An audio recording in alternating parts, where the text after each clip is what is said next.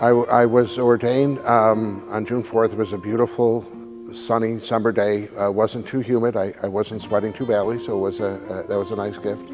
And a few things stand out that day. Bishop O'Keefe was the bishop at the time. I was his last priestly ordination. And I remember walking into the cathedral, and I was being ordained by myself, so I wasn't sure if anybody was going to be there beside my family. And it was quite a crowd in the church, and there were people from all over the diocese, and many of them had some connection with me, but others just came to pray for me and to pray for the church. And I remembered being humbled by that as I walked in, and the tears started. And I composed myself, and I did fairly well through the celebration until it came time to prostrate myself before the bishop and have the people pray the litany of saints and calling down God's blessing. And the tears started back up. It was just so humbling. And then after the ordination itself was over and we had processed outside, Bishop O'Keefe handed me an envelope, and he said, "This isn't a check." And it was my assignment.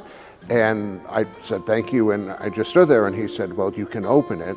And I did, and he was assigning me to St. James in Johnson City, where I had spent a year as part of my seminary formation. And I genuflected and kissed his ring, and the priests who would gather around just started clapping. And I remember the humbling experiences of the day and the great joy of being called and saying yes to that call.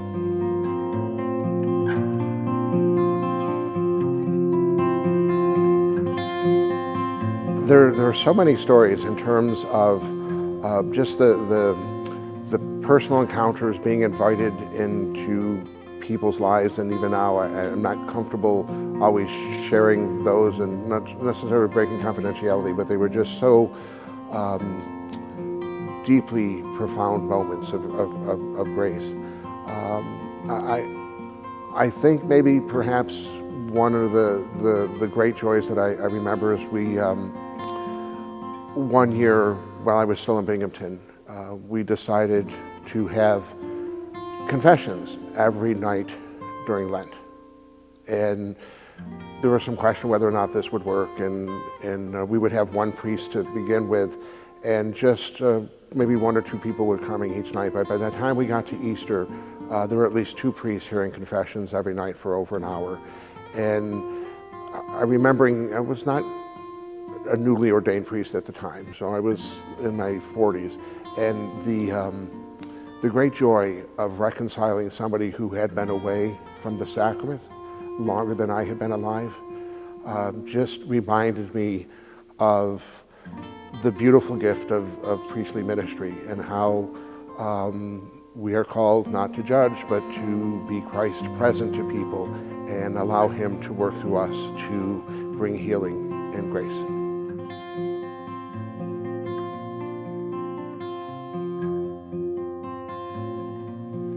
I'm not quite sure if it's wisdom, just my experience is the challenges will be there, and these are particularly challenging times that I don't think when I was going through we realized how challenging things would be.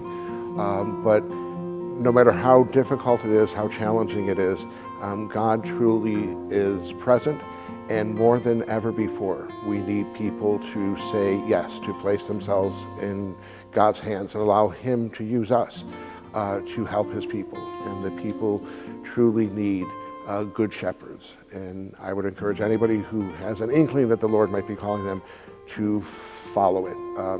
You have no idea what's going to happen. We never do. But trust in the Lord, and everything will work out unto good for Him.